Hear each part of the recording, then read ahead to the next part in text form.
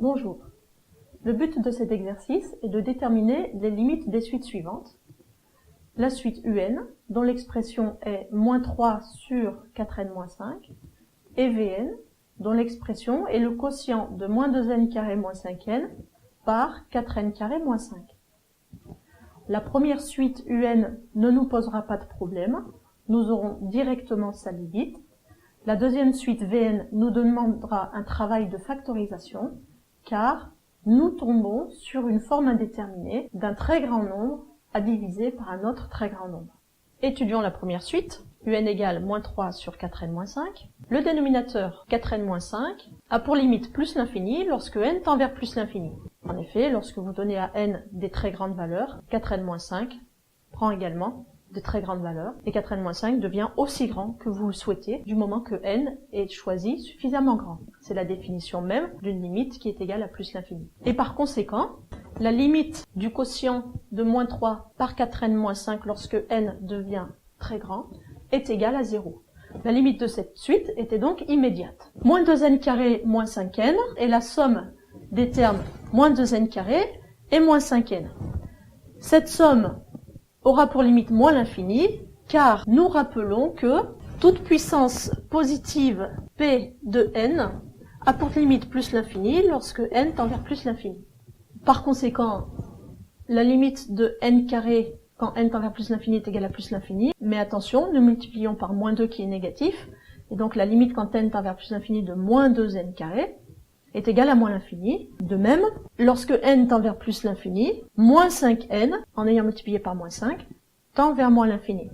La somme de ces deux limites qui sont égales à moins l'infini ne pose pas de problème, elle vaut elle-même moins l'infini.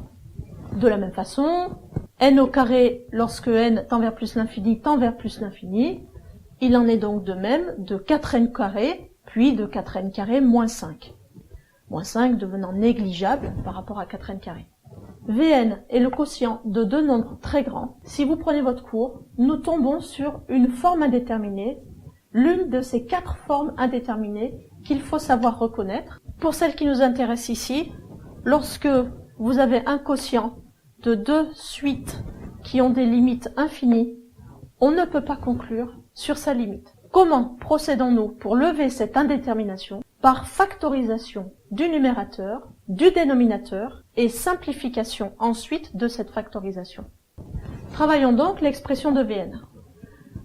Nous allons factoriser au numérateur par le terme de plus haut degré, autrement dit, on va se contenter de factoriser par n au carré. Et nous allons faire de même en bas, le terme de plus haut degré de 4n² - 5 est 4n², nous factoriserons par n². -2n² - 5n, factorisé par n², nous avons en facteur -2n² sur n², donc -2, et -5n sur n², qui se simplifie en -5 sur n. Au dénominateur, si nous factorisons par n au carré, il sera facteur de 4n² sur n², donc 4, et -5 sur n². Ce n'est pas tout, maintenant il faut absolument simplifier cette écriture fractionnaire. Nous avons en facteur commun au numérateur et au dénominateur n au carré, simplifions donc par ce n au carré. Il nous reste au numérateur le facteur -2 - 5 sur n, et au dénominateur le facteur 4 - 5 sur n². Maintenant, nous pouvons passer à la limite, qui n'est plus indéterminée.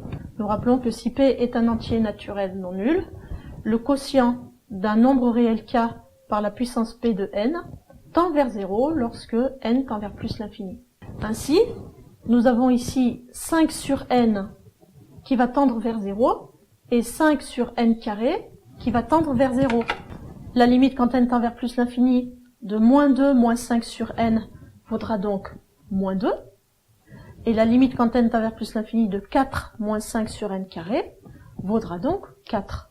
Vn est le quotient de ces deux morceaux. Sa limite vaudra donc -2 sur 4.